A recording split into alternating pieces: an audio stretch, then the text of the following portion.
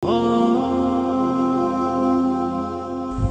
seseorang yang menyelesaikan studinya di bidang kedokteran, belajar di Baghdad, kemudian melanjutkan S2-nya di Liverpool, melanjutkan belajar di sana. Tatkala dia berada di Amerika dan dia mendengar bagaimana telah berkumpul musuh-musuh Islam membuat langkah-langkah ke depan untuk memurtadkan seluruh negeri Afrika. Mereka ingin menjadikan target mereka kala itu tahun 2000 seluruh negeri Afrika murtad beragama Nasara. Itu target mereka. Dia kaget. Setelah dia mendengar, dia tidak diam, berangkat ke Kuwait, negeri asalnya. Dia bukanlah orang besar pada hakikatnya dari sisi ketenaran, tidak. Abdurrahman Al-Sumaid, tak banyak orang mengenalnya. Apa yang dia lakukan? Dia tinggalkan Kuwait, berangkat berpuluh tahun, 30 tahun lebih berdiam di Afrika sana. Subhanallah, berdakwah, menyuruh manusia kepada agama Allah Subhanahu wa taala. Tahukah Anda berapa orang Islam di tangannya? Tadi saya katakan dia bukan orang alim besar, tapi dia punya semangat besar, punya cita-cita besar. Berpuluh tahun di Afrika, dia berhasil mengislamkan 10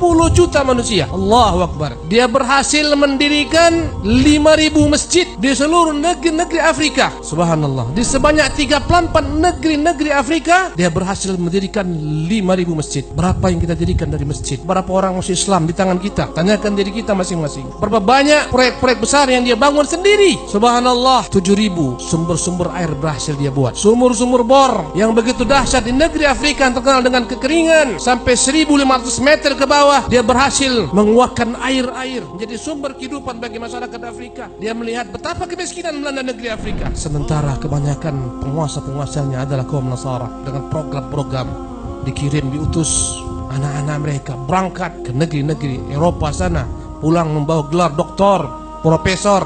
Mereka yang menjabat sebagai menteri, mereka menjabat sebagai kepala negara, mereka menjadi orang-orang penting di negeri-negeri sana. Allahu Akbar. Kaum muslimin masakin, fuqara, apa yang dilakukan jemaah sekalian? Dia buat universitas besar di 2 negara. Satu di Mali, satu lagi dia buat di Zanzibar, Tanzania. Universitas besar menyekolahkan anak-anak kaum muslimin. Kemudian untuk lanjutan S3-nya, dia kirim anak-anak kaum muslimin, subhanallah, ke negara-negara maju mempelajari ilmu-ilmu yang mereka butuhkan. Dan tahukah Anda berapa banyak dia tanggung anak-anak yatim piatu?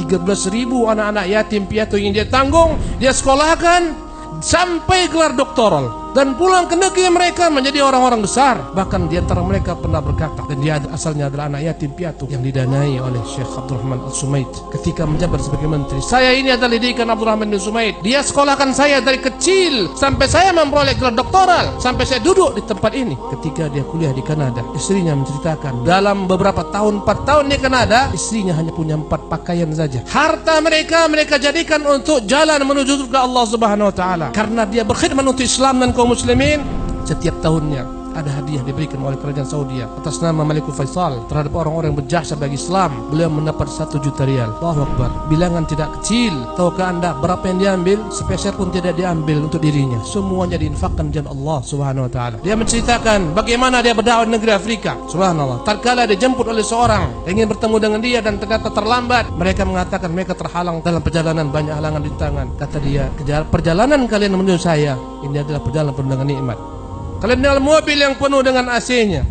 Saya pernah berdakwah di Afrika, saya pindah satu tempat ke tempat lainnya dalam kontainer-kontainer. Subhanallah, dalam mobil-mobil kontainer sampai belasan jam, sampai 18 jam.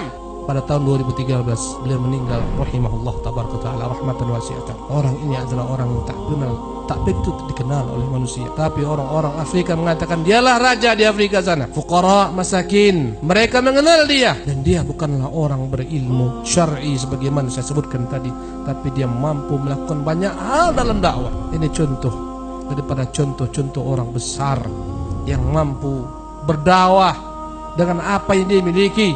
Subhanallah. Maka Anda wahai kaum muslimin yang dimuliakan Allah Subhanahu wa taala, tanyakan kepada diri Anda, apa kontribusi Anda telah berikan kepada Islam dan kaum muslimin?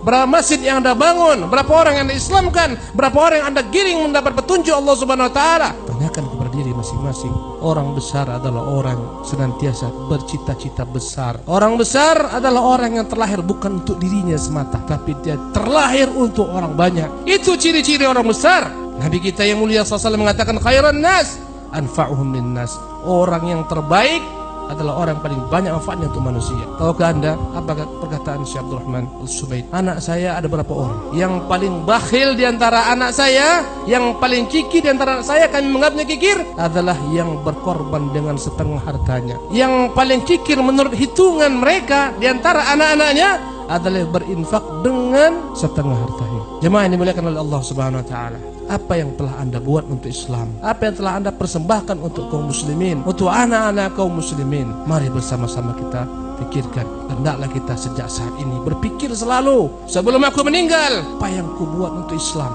Harta yang kita cari semuanya tak akan mungkin kita bawa ke dalam yang kubur. Yang akan kita bawa adalah amal saleh.